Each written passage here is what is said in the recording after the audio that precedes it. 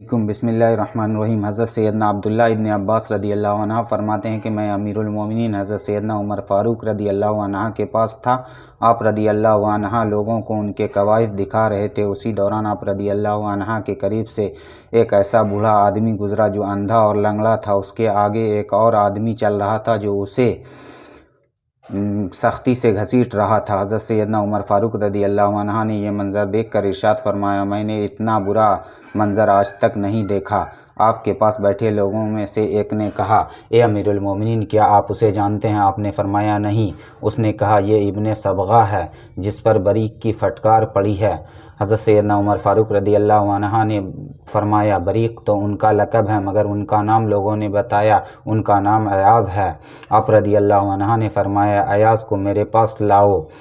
وہ آئے تو آپ نے ان سے کہا، مجھے اپنا اور بنو صبغہ کا واقعہ سناؤ۔ انہوں نے عرض کیا، اے امیر المومنین، یہ زمانے جاہلیت کا معاملہ ہے جس کا قصہ ختم ہو چکا ہے، اب تو اللہ تعالیٰ نے اسلام طلوع فرما دیا ہے۔ حضرت سیدنا عمر فاروق رضی اللہ عنہ نے فرمایا، اللہ کریم معاف فرمائے، جب سے اللہ تعالیٰ نے ہمیں دین اسلام کے ذریعے عزت عطا فرمائی ہے، تب سے ہمیں یہ زیب نہیں دیتا کہ ہم زمانے جاہلیت کے کسی معاملے کے بارے میں گفتگو کریں، تاہم تم اپنا اور بنو صبغہ کا عبرت انگیز واقعہ بیان کرو۔ ایاز واقعہ سناتے ہوئے عرض کرتے ہیں، اے امیر المومنین، صبغہ کے 10 بیٹے تھے، میں ان کا چچا زاد بھائی تھا اور میرے بھائیوں میں میرے علاوہ کوئی باقی نہ رہا تھا۔ میں اپنے چچا زاد بھائیوں کے پڑوس میں رہتا تھا، میری پوری قوم میں وہی میرے سب سے زیادہ قریبی رشتہ دار تھے۔ وہ مجھ پر ظلم و ستم کیا کرتے تھے اور میرا مال ناحق چھین لیتے تھے۔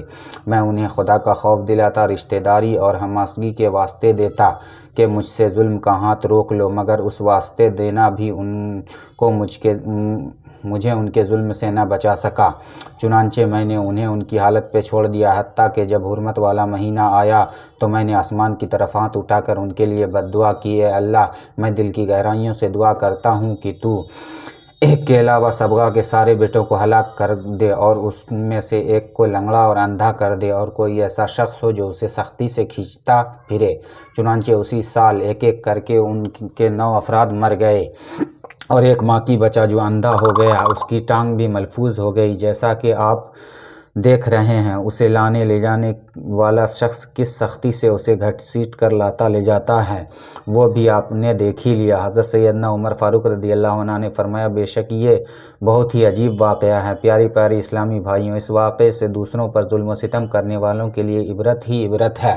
لوگوں پر بلا وجہ رعب جمانے اور اپنی قوت بازو آزمانے والوں کو چاہیے کہ مظلوم کی آہ سے ڈریں، کیونکہ جب مظلوم ظالم کے خلاف بارگاہ الہی میں فریاد کرتا ہے تو اس کی فریاد سنی جاتی ہے، ظالم کو انجام تک پہنچانے میں دیر نہیں لگتی، جیسا کہ حدیث پاک میں ہے، اتقی دعوت المظلوم فإنہا لیس بینہا و بین اللہ حجاب، یعنی مظلوم کی بد دعا سے بچو، بے شک اس کی بد دعا اور اللہ کے درمیان کوئی رکاوٹ نہیں۔